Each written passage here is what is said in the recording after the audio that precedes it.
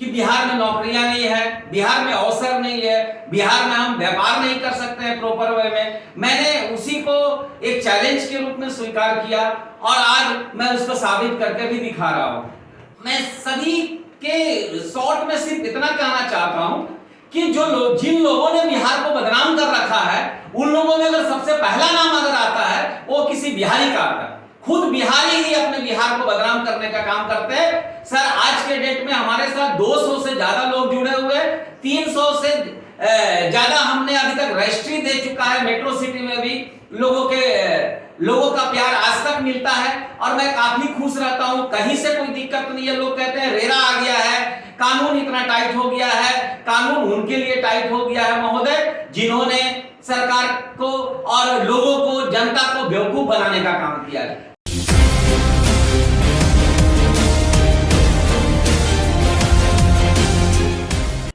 जहां चाहो वहां राम, जब जगे तब सवेरा।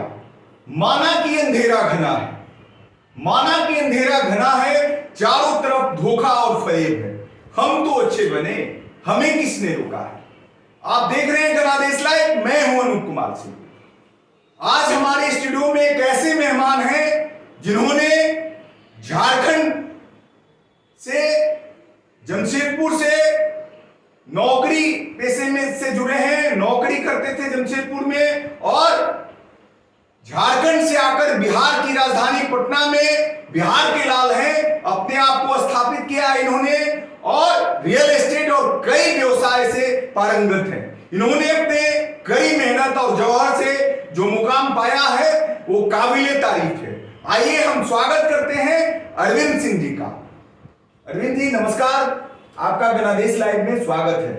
नमस्कार अनूप जी। सबसे पहले मैं गणादेश के सभी दर्शकों को एवं गणादेश के जो भी टीम मेंबर्स हैं उनको सहृदय धन्यवाद देता हूं कि आप लोगों ने मुझे इतना मौका दिया है कि यहाँ पर आए और अपनी बातों को रख सके। तो जैसा कि अनूप जी ने बताया कि मैं झारखंड से आकर के और यहाँ पर अपने व्यापार को, नौकरी को छोड़ करके यहाँ अपने व्यापार को इस्टेब्लिश किया, बनाया। तो इसके पीछे की हमारी एक छोटी सी सोच थी कि मैं जब भी कहीं भी बाहर रहा, झारखंड में भी रहा, दूसरे जगह भी कुछ दिन रहा, तो महसूस किया कि मैं अपने घर में नहीं हूं और कहीं ना कहीं ऐसा लगता था कि मैं परदेसी हूं। इन्हीं सोचों के साथ मैंने निर्णय लिया, 20 साल नौकरी करने के बाद जमशेदपुर में मैंने बीआरएस लिया और मैंने निर्णय लिया कि नहीं, मैं अपने घर में रहूंगा, अपने प्रदेश में रहूंगा।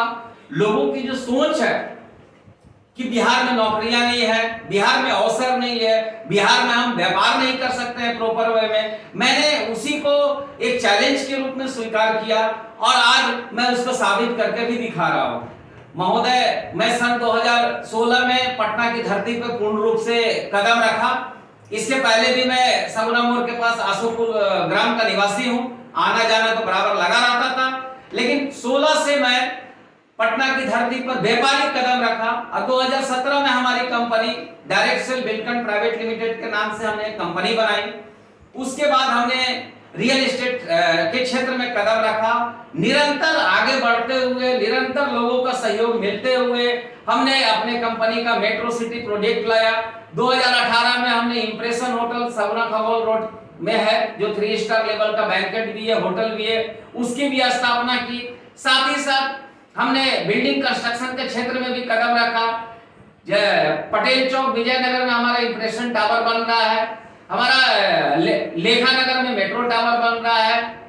मैं सभी के शॉर्ट में सिर्फ इतना कहना चाहता हूं कि जिन लोगों ने बिहार को बदनाम कर रखा है, उन लोगों में अगर सबसे पहला नाम अगर आता है वो किसी बिहारी का आता है।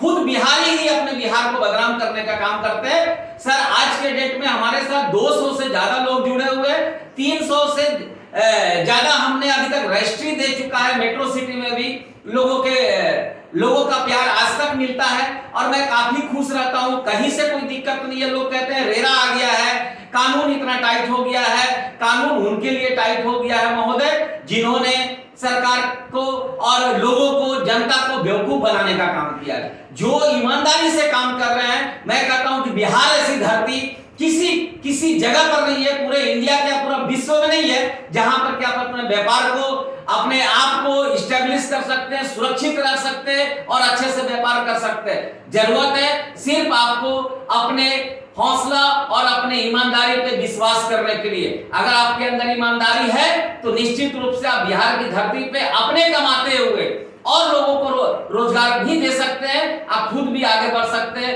दोस्तों 2021 में मैं जब पटना में अपना एक वैष्णो विलेज नाम का एक मकान बनाया, उसके बाद से मैं पूरे परिवार के साथ यहाँ पर रह रहा हूँ, कंटिन्यू रह रहा हूँ। साथ ही साथ हमारी पत्नी स्कूल चलाती थी जमशेदपुर में, किड्स करियर सेंटर एवं BW अबैकस, पूरे जमशेदपुर में अबैकस हमारी पत्नी का ही कंट्रोल था।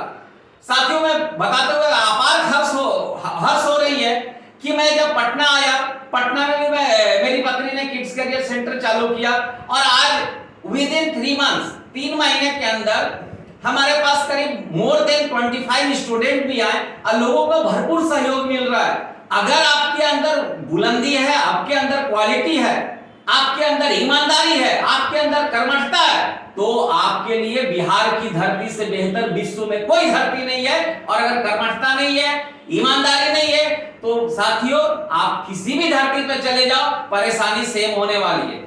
ऐसा नहीं है कि सरकार आपको कुछ अपने से देगी। अरविंद जी एक चीज बताइए, आपने बहुत अच्छी बात कही।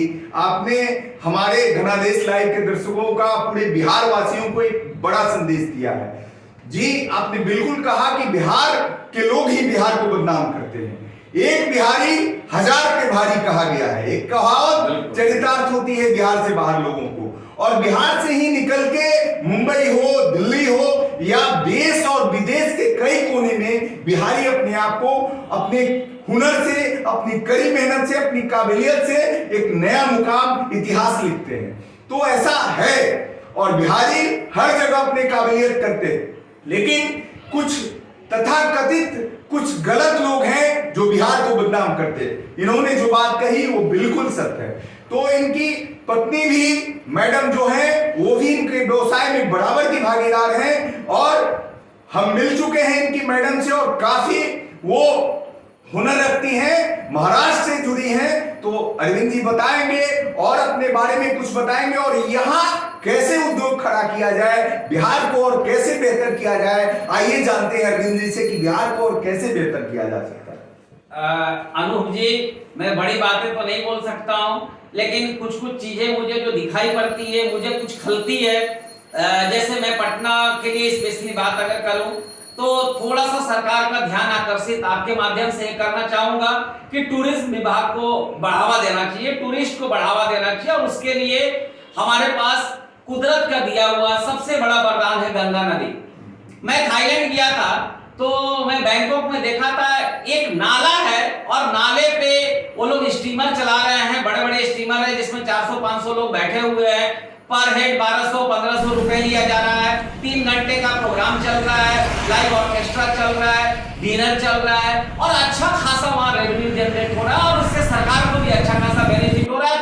एवं वहां रहने वाले लोग न जाने उसमें हजारों लोगों से ज्यादा के लोगों का आजीविका का साधन बना हुआ है।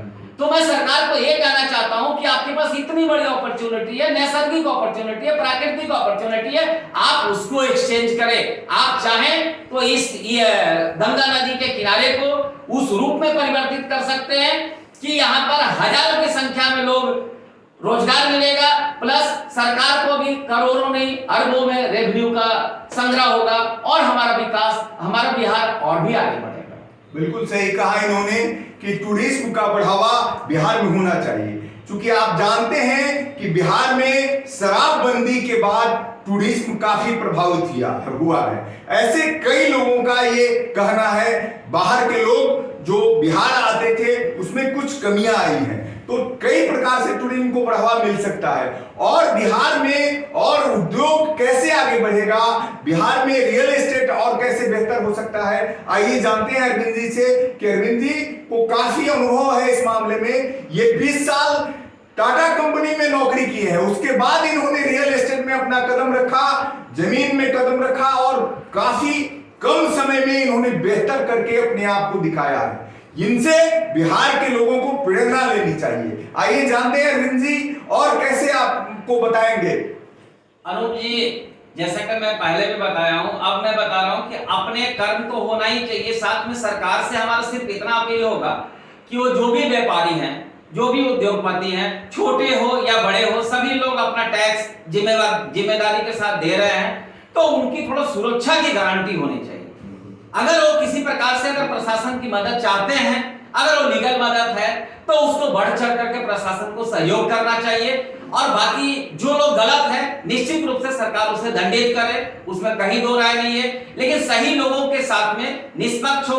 ये जो एक फ्लैट बनाने के लिए नगर निगम से, नगर परिषद से ये नक्शा पास कराने के लिए 1 साल, 2 साल, 2.5 साल, न जाने कितने वक्त बर्बाद हो जाते हैं। अब आप सोचिए कि अगर वो नक्शा 3 महीने में पास हो जाए, मैं अधिकतम समय सीमा 3 महीना होना चाहिए। आपने ऑनलाइन तो कर दिया, लेकिन उसका कोई लाभ तो है नहीं। अधिकारी आपके रोक लगा के बैठे रहते हैं, साल भर, 1.5 साल, 2 साल, सारा कुछ समय बर्बाद होता है। तो मेरा विनम्र निवेदन है सरकार से कि इसको किसी भी तरीके से इसमें सुधार लाना चाहिए और उसकी समय सीमा एकदम दंडित रूप से तय होनी चाहिए कि इस समय सीमा के अंदर अंदर आपको नक्शा पास करके देना है, इस समय सीमा के अंदर अंदर में सरकारी काम को निपटा के देना है। सरकार ने तो कर दिया ऑनलाइन म्यूटेशन, लेकिन अगर हम लोग एक जमीन को लेकर के अगर उस पर कंस्ट्रक्शन करने जा रहे हैं, एक जमीन को लेकर के अगर हम उसको डेवलप करने जा रहे हैं, एक जमीन लेकर के टाउनशिप बसाने जा रहे हैं, आप बोलेंगे मेट्रोपॉलिटन नक्शा पास करेगा, मुखिया का अधिकार नहीं है। और मुखिया का अधिकार नहीं है तो किसका अधिकार है, ये किसी को पता नहीं है।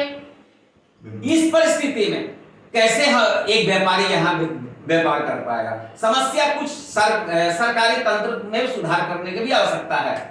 बिल्कुल बिल्कुल सही कहा अरविंद जी ने। आपने देखा कि किस तरह से सरकारी तंत्र में जो जमीन का मामला है, मुख्यमंत्री नीतीश कुमार का लगातार ये प्रयास रहा है कि दाखिल खारिज की समस्या हो, जमीन से जो विवाद की समस्या हो। आप जानते हैं कि बिहार की राजधानी पटना में बिहार के हर लोग चाहते हैं कि अपना घर हो, अपना आशियाना हो, लेकिन यहां जो नक्शा पास कराने की स्थिति है, या बिल्डर भी काफी, कई रियल एस्टेट के लोगों से बात होती है। अभी अरविंद जी से आपने सुना कि नक्शा पास कराने जाइए नगर निगम में तो आपको टकटकी लगाए बैठे रहना है, लगातार आपको प्रयास करते रहना है, दौड़ते रहना है, कुंडली मार के अफसर बैठ गए हैं फाइलों पे, काम नहीं हो पाती है। तो इसमें सुधार की जरूरत है। कई मामले आपने अरविंद जी से सुना कि जिसमें सुधार हो जाए तो बिहार अपना सही में बिहार में बाहर हो जाएगा और राजधानी पटना एक मापदंड बनेगा पूरे देश में रियल एस्टेट के लिए।